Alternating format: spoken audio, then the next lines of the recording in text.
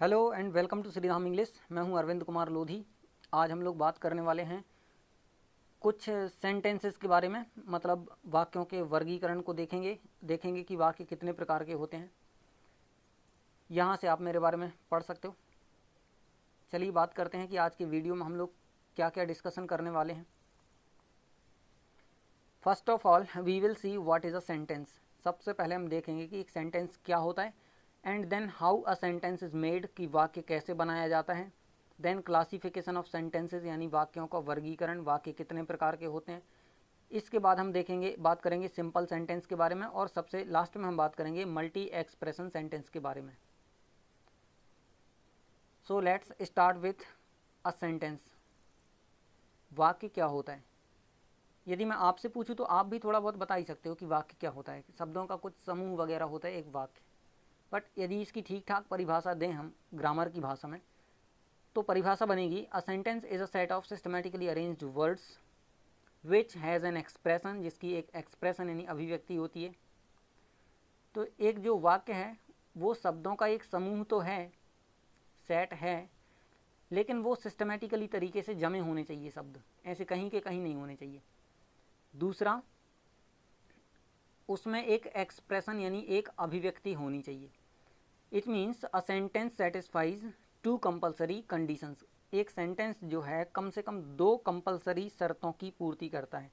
पहली बात तो सिस्टमेटिकली अरेंज्ड वर्ड्स, उसमें के जो शब्द हैं वो सिस्टमेटिकली अरेंज्ड होने चाहिए, और दूसरा जो है उसमें एक एक्सप्रेशन होना चाहिए। तो पहले हम सिस्टमेटिकली अरेंज्ड वर्ड्स की बात करते हैं, ठीक है। उदाहरण के तौर पे मैं आपको कुछ सेंटेंस यहाँ पे दिखा देता हूँ। First sentence is I want to go home, मुझे घर जाना है। अब इसी को यदि हिंदी में ही लेते हैं, इसी को मैं बोलूँ कि है जाना मुझे घर, तो इसमें आपको समझ में तो आ रहा है कि भाई कुछ घर जाने जैसी बात हो रही है, बट एग्जैक्टली ये सेंटेंस नहीं है। क्यों?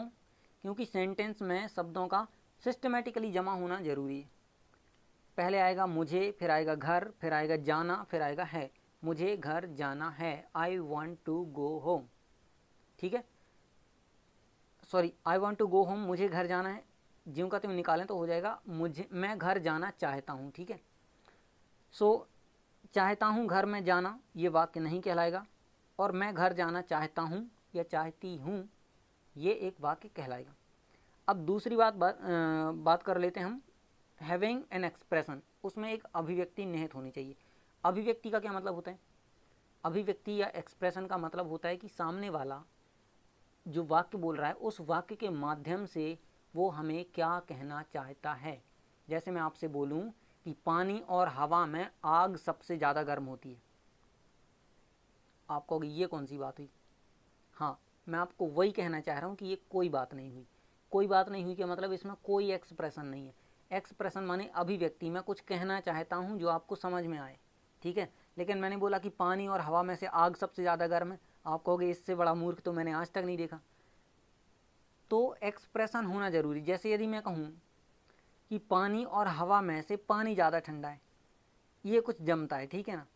इसके बाद यदि मैं कहूँ कि पानी और आग में से आग ज़्यादा गर्म है, पानी भी गर्म होता है, ऐसा नहीं है, भले ही आग के कारण हो, तो ये कुछ बातें हुई जो समझ में आती हैं। जैसे मैं कहूँ कि सभी ग्रह सूर्य की परिक्रमा करते हैं, तो इसमें भी बात समझ में आती है। यदि मैं कहूँ कि आपका जो मित्र है वो एक नंबर का होशियार व्यक्ति है, ठीक है ना, तो इसमें भी एक प्रकार की एक्सप्रेशन है, थोड़ी अजीब सी है, बट एक्सप्रेशन है, आपको समझ में आ रहा है। So this will be called a sentence, ना कि वो क्या बोलते हैं, हवा पानी और आग वाला, ठीक है। सो आई थिंक और आई होप आपको समझ में आ गया होगा कि सेंटेंस जो होता है उसमें दोनों बातें होना जरूरी है, कि उसके जो शब्द हैं वो क्रम से जमे हों, और दूसरी बात उसमें कोई ऐसी बात कही गई हो जिसका कोई औचित्य बनता हो, मतलब जिसमें कोई सार्थकता हो, मतलब वो एक्सप्रेशन भी उसमें हो, अभिव्यक्ति, जो व्यक्ति जो कुछ व्यक्त करना चाहता है, विचार इत्यादि। अब आप एग्जाम्पल से यहाँ पे देख लीजिए। I want to go home, मैं घर जाना चाहता हूँ या चाहती हूँ। दे कैन नॉट विन द मैच, वे मैच नहीं जीत सकते हैं, मुकाबला नहीं जीत सकते हैं, because their team is not performing well, उनकी जो टीम है वो अच्छे से परफॉर्म नहीं कर रही है। Do you think that he will help you, क्या आपको लगता है वो आपकी मदद करेगा? इसके बाद है the moral of the story is honesty is the best policy. कहानी की जो नैतिकता है वो ये है कि ईमानदारी सबसे अच्छी नीति है। तो ये वाक्यों के कुछ उदाहरण थे जो आपको समझ में आ गया होगा कि वाक्य ऐसा होता है, ऐसा दिखता है। पता तो था पहले से, बट अब आप समझ गए कि वाक्य में दो चीज़ें होती हैं, एक तो शब्दों का क्रम से जमा होना और दूसरी उसमें एक एक्सप्रेशन का निहित होना। तो अब बात कर लेते कि एक सेंटेंस कैसे बनता है। तो ऊपर मैंने कुछ ये लिखा हुआ है, क्या आप इनके बारे में जानते हैं? लेटर्स मतलब अक्षर। आपको हाँ ये कौन सी बड़ी बात है, बिल्कुल नहीं है बड़ी बात। वर्ड्स शब्द, आपको ये भी जानते हैं। फ्रेजेस, तो इसमें कुछ लोग कहेंगे कि हम जानते हैं, कुछ लोग कहेंगे हम नहीं जानते हैं। इसके बाद है क्लॉजेज, इसमें भी वही वाली बात है, कुछ लोग कहेंगे हम जानते हैं, कुछ लोग कहेंगे नहीं जानते। इसके बाद है सेंटेंस यानी कि वाक्य, सभी लोग कहेंगे हम जानते हैं। तो यहाँ पे दो बातें, फ्रेज आया और क्लॉज आया, इनको मैं हिंदी में बता देता हूँ। फ्रेज माने होता है वाक्यांश, फ्रेज माने होता है वाक्यांश, और क्लॉज माने होता है उपवाक्य, क्लॉज माने होता है उपवाक्य। सो यहाँ पे हम देखते हैं कि एक लेटर्स जो एक नहीं, एक से अधिक भी, जैसे अंग्रेजी में 26 होते हैं ए से जेड तक, तो लेटर्स से मिलके एक वर्ड बनता है, शब्द बनता है, और बहुत सारे शब्दों से मिलके एक फ्रेज बनता है, और बहुत सारे फ्रेजेस से मिलके एक क्लॉज बनता है, और बहुत सारे क्लॉजेस से मिलके एक सेंटेंस बनता है। लेकिन ज़रूरी नहीं है, कभी कभी किसी सेंटेंस में एक क्लॉज अकेला होता है, ठीक है ना। सो इस तरीके से ये पूरी इनकी क्रोनोलॉजी चलती है, पूरा क्रम चलता है इनका। तो यहाँ पे आप थोड़ा थोड़ा देख लो इनके बारे में। लेटर्स ABCD से लेके जेड तक अंग्रेजी में, और ये दो प्रकार के होते हैं, पहला होता है वॉवेल, दूसरा होता है कॉन्सोनेंट। वॉवेल जिनसे मात्राएं लगाई जाती हैं AEIOU, और कॉन्सोनेंट्स जिनके साथ वॉवेल वर्ड्स का निर्माण करते हैं। इसके बाद वर्ड्स में आप जानते हो, जैसे एलिफेंट बोला, बुक बोला, बर्ड बोला, ये सब के सब वर्ड कहलाते, शब्द कहलाते हैं। और मैंने उनके प्रकार यहाँ पे लिखे, जैसे आपने नाउन पढ़ा, आपने प्रोनाउन पढ़ा, यदि प्रीपोजिशन पढ़ा, यदि इनको पढ़ा है तो ये सब के सब वर्ड्स कहलाते हैं, ठीक है। इसके बाद फ्रेज वाक्यांश, तो यहाँ पे मैंने एग्जांपल लिखा है, जैसे मैं कहूँ कि your book is on the table, आपकी पुस्तक टेबल पर है। सो यहाँ पे ऑन द टेबल जो बोला ना, ये पूरा पूरा वाक्य नहीं है, ये वाक्य का एक अंश है, अर्थात यह एक वाक्यांश है, मतलब ये फ्रेज है। ऐसे ही और भी होते हैं, जैसे अबाउट इंडिया, सम चिल्ड्रन, ये सब के सब फ्रेज कहलाते हैं। बहुत सारे फ्रेजेस से मिलकर एक वाक्यांश एक उपवाक्य बनता है। तो क्लॉज किसको कहते हैं यहाँ पे आप समझ सकते हो। ये मैंने पूरा सेंटेंस लिखा है, ही कैन नॉट पे for this because he is very poor, ये पूरा पूरा एक सेंटेंस है, बट इसमें मैंने जितने को अंडरलाइन किया है, ही कैन नॉट पे फॉर दिस और ही इज़ वेरी पुअर, ये दोनों क्लॉज हैं। क्लॉज माने उपवाक्य हैं, ये छोटे छोटे वाक्य हैं। पूरा ये बड़ा वाक्य है, इसको हम वाक्य कहते हैं, और छोटे वाक्य को कहते हैं उपवाक्य। अब देखो, जैसे मैंने बोला वह इसके लिए भुगतान नहीं कर सकता है, तो ये पूरा वाक्य है ना। लेकिन ऊपर देखो, मैंने बोला ऑन द टेबल, टेबल पर, तो ये पूरा वाक्य नहीं है। लेकिन मैं बोल रहा हूँ कि वह इसके लिए भुगतान नहीं कर सकता है, तो ये एक वाक्य है। लेकिन दिक्कत ये है कि ये पूरा पूरा वाक्य नहीं है, ये इस बड़े से वाक्य का एक हिस्सा मात्र है, इसलिए हम इसको उपवाक्य कह देते हैं। तो एक उपवाक्य ये हो गया। दूसरा उपवाक्य है ही इज़ वेरी पुअर, वह बहुत ही गरीब है, ये निर्धन है, तो ये दूसरा वाक्य हो गया। और इन दोनों उपवाक्यों को मिला के एक वाक्य बनता है, सेंटेंस बनता है, जो नीचे लिखा हुआ है, मैंने उसी को, ही कैन नॉट पे for this because he is very poor. समझ में आई बात। एक बड़ा सा जो वाक्य होता है, पूरा वो वाक्य होता है, उसमें कुछ छोटे छोटे टुकड़े होते हैं, वो उपवाक्य कहलाते हैं। हर एक छोटा टुकड़ा एक कुछ दो चार शब्दों से मिलकर बना होता है, उसको फ्रेज कहते हैं, वाक्यांश कहते हैं। और वो वाक्यांश कुछ शब्दों का बना होता है, और हर एक शब्द कुछ लेटर से बना होता है। मतलब शुरुआत होती है लेटर से और पहुंच जाते हैं हम सेंटेंस तक, और यही क्रम चलता है। जब आप नर्सरी से या KG1 KG2 या फर्स्ट से आप पढ़ाई करना शुरू करते हो, तो अल्टीमेटली आपको सेंटेंस तक पढ़ाई करनी पड़ती है अंग्रेजी को सीखने के लिए। तो ये हमने देखा कि एक वाक्य कैसे बनता है, अक्षरों से शुरू होकर वाक्य तक। अब हम बात करते हैं कि वाक्यों के कितने प्रकार हो सकते हैं, उनको कितने तरीके से क्लासीफाई किया जा सकता है। सो मेनली दो तरीके से, हम दो बेसिस पे उनको क्लासीफाई करेंगे। पहला जो है वो है बेस्ड ऑन एक्सप्रेशंस, और दूसरा है based on structure. Based on expression मतलब अभिव्यक्ति के आधार पे, जैसे अभी हम अभिव्यक्ति की बात कर रहे थे। और दूसरा होता है स्ट्रक्चर के आधार पे। स्ट्रक्चर माने होता है एक ढांचा, संरचना, एक नियम जिसमें बताया जाता है कि कौन सा शब्द कहाँ आएगा, कौन सा फ्रेज कहाँ आएगा, कौन सा वाक्य कहाँ आएगा, कौन सा वाक्यांश कहाँ आएगा, ठीक है, उपवाक्य कहाँ आएगा। तो इन सब के स्ट्रक्चर्स होते हैं और स्ट्रक्चर के आधार पर वाक्यों के अलग प्रकार होते हैं और अभिव्यक्ति के आधार पर अलग प्रकार होते हैं। जैसे मैं आपको फिर से बताऊं कि बेस्ड ऑन एक्सप्रेशन जो सेंटेंस है वो टोटल 5 प्रकार के हैं। तो इनमें पहला है एजर्टिव सेंटेंस यानी कथनवाचक वाक्य। इसकी अभिव्यक्ति एक कथन के जैसे होती है, सीधी सीधी, जैसे कि मुझे घर जाना है, ये एक एजर्टिव सेंटेंस है। लेकिन जब वही एक्सप्रेशन यानी वही अभिव्यक्ति एक प्रश्न में कन्वर्ट हो जाए, जैसे कि तुम्हें कहाँ जाना है, अब वो कहलाएगा इंटरोगेटिव सेंटेंस। इंटरोगेटिव सेंटेंस मतलब होता है प्रश्नवाचक वाक्य। इसके बाद है इम्परेटिव सेंटेंस। इम्परेटिव सेंटेंस मतलब होता है आज्ञावाचक वाक्य। हम किसी से कहें कि इधर आओ, बैठो, खड़े हो जाओ, बैठ जाओ, खड़े हो जाओ, फूट लो, ये सब के सब सेंटेंस कहलाएंगे आज्ञावाचक वाक्य। इसके बाद होता है एक्सक्लेमेटरी सेंटेंस। एक्सक्लेमेटरी सेंटेंस मतलब होता है विस्मयादि बोधक वाक्य या आश्चर्य बोधक वाक्य। एक शब्द होता है एक्सक्लेमेशन।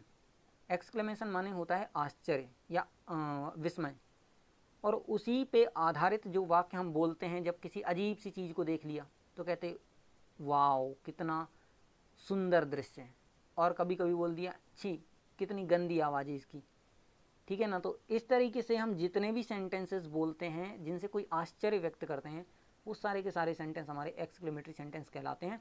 और ये एक्सप्रेशन का एक दूसरा तरीका हो जाता है कि ये आश्चर्य है। एक ऑप्टेटिव सेंटेंस माने होता है इसको हिंदी में कहेंगे इच्छा सूचक या कामना सूचक वाक्य, ऑप्टेटिव सेंटेंस माने, ठीक है। तो हम कभी कोई इच्छा व्यक्त करते हैं किसी के लिए, कोई कामना व्यक्त करते हैं, कुछ दुआ वगैरह देते हैं, जैसे कि मे गॉड ब्लेस यू, भगवान आपको आशीर्वाद प्रदान करे, मे ही ब्रेक हिज लिम्स, भगवान करे उसके हाथ पैर टूट जाएं। किसी के बारे में बुरा नहीं सोचना चाहिए, बट सोचते हैं लोग, चूँकि अब लोग सोचते हैं, और चूँकि ये ऑप्टेटिव सेंटेंस है इसमें भी ऐसी कोई बाध्यता नहीं है कि हमेशा किसी के बारे में अच्छी कामना की जाए, बुरी कामना भी की जा सकती है और वो भी ऑप्टेटिव सेंटेंस कहलाएगा। इसलिए मुझे दोनों बोलने पड़े कि ये अच्छी वाली कामना, ये बुरी वाली कामना। अब बात कर लेते हैं sentences based on their structures.